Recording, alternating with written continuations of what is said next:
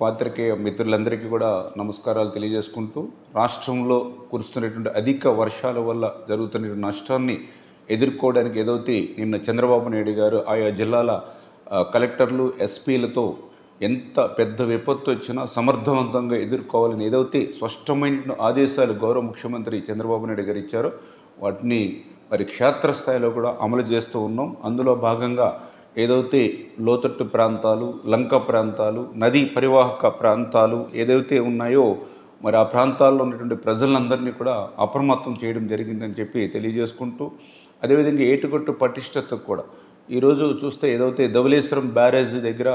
మరి 3,04,000 క్యూసెక్ల నీరుని వేళ అవుట్ఫ్లో వస్తూ ఉన్నటువంటి పరిస్థితి. అదేవిధంగా ఈరోజు భద్రాచలంలో 5,45,600 అక్కడ అవుట్ఫ్లో ఉన్నటువంటి పరిస్థితి. ఫోర్కాస్ట్ ద్వారా ఇది ఇంకా పెరిగేటువంటి పరిస్థితి ఉన్నందున ఆ ఏటుగట్టుల పటిష్టతకు కూడా ఆ యొక్క ఇసుక బస్తాలు, శాండ్ బ్యాగ్స్, అదేవిధంగా సరువు బాదులు ఇటువంటి సామాగ్రిని అంతా కూడా సిద్ధం చేసుకోవాలని ఆ కన్జర్వేటివ్ డిపార్ట్మెంట్ వారికి కూడా ఆదేశాలు ఇవ్వడం జరిగింది. అదేవిధంగా ఏదైతే మరి ఇప్పుడున్నటువంటి డ్యామ్స్ అంటే పర్టికులర్గా ఏదైతే స్పిల్వేస్ కానీ, అదేవిధంగా అవుట్ఫాల్ స్లూయిస్ కానీ ఇట్లా ఏదైతే వాటికి సంబంధించినటువంటి గేట్స్ కానీ, షట్టర్స్ కానీ ఏవైతే ఉన్నాయో ఎప్పటికప్పుడు పరీక్షించుకుంటూ వాటి పనితీరును కూడా సమీక్షించుకోవాలని చెప్పేసి కూడా ఆదేశాలు ఇవ్వడం జరిగింది. అదేవిధంగా ఏదైతే ఈ రెవెన్యూ శాఖ వారు కూడా ఏదైతే గత 2 రోజుల నుంచి కురుస్తున్నటువంటి వర్షాలతోటి ఎవరైతే ముంపు ప్రాంతాల్లో ఉన్నటువంటి ప్రజలకి వారి అవసరాలను తీర్చడానికి అవసరమైనటువంటి బియ్యం, నిత్యావసరాలు,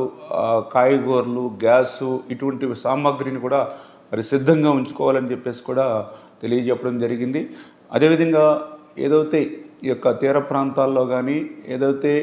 లోతట్టు ప్రాంతాల్లో కానీ ఈ తుఫాను రక్షిత భవనాలను కూడా సిద్ధం చేసుకోవాలని చెప్పేసి కూడా చెప్పడం జరిగింది. అదేవిధంగా ఏదైతే పర్టికులర్గా మెడికల్ క్యాంప్స్ అందులోనూ కూడా పాము కాటు, విషజ్వరాలు, డయేరియా వంటి అన్ని రకాలైనటువంటి ముఖ్యమైనటువంటి మందులతోటి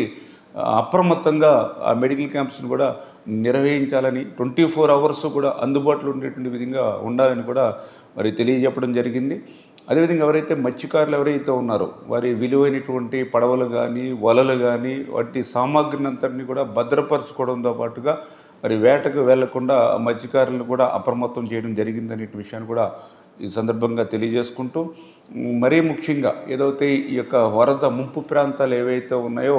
మరి అక్కడ నెలలు నిండినటువంటి గర్భిణీ స్త్రీలు ఎవరైతే ఉన్నారో, దీర్ఘకాలపు వ్యాధిగ్రస్తులు ఎవరైతే ఉన్నారో, బెడ్ రీడింగ్ పేషెంట్స్ ఎవరైతే ఉన్నారో అటువంటి వారిని అందరినీ కూడా ముందుగానే కొద్దిగా ఐడెంటిఫై చేసుకుని వాళ్ళు కూడా దగ్గరలో ఉన్నటువంటి ప్రభుత్వ ఆసుపత్రుల్లో చేర్చాలని చెప్పేసి వాళ్ళకు కూడా ఆదేశాలు ఇవ్వడం జరిగింది. అంటే ఈ రకంగా అనుకోనిటువంటి విధంగా ఏ ఇబ్బందులు వచ్చినప్పటికీ కూడా వాటిని సమర్థవంతంగా ఎదుర్కోవాలని ఏదైతే చంద్రబాబు నాయుడు గారి ఇచ్చిన ఆదేశాల ప్రకారం అటు క్షేత్రస్థాయిలో అధికారులందరూ కూడా పనిచేస్తూ ఉన్నారు. వారికి తోడుగా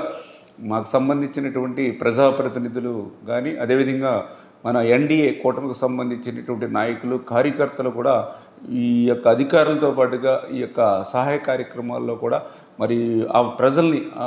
అప్రమత్తం చేయడంలో కానీ సహకారం అందించాలని చెప్పేసి కూడా మీ ద్వారా కూడా అందరినీ కూడా కోరుతూ ఉన్నాం.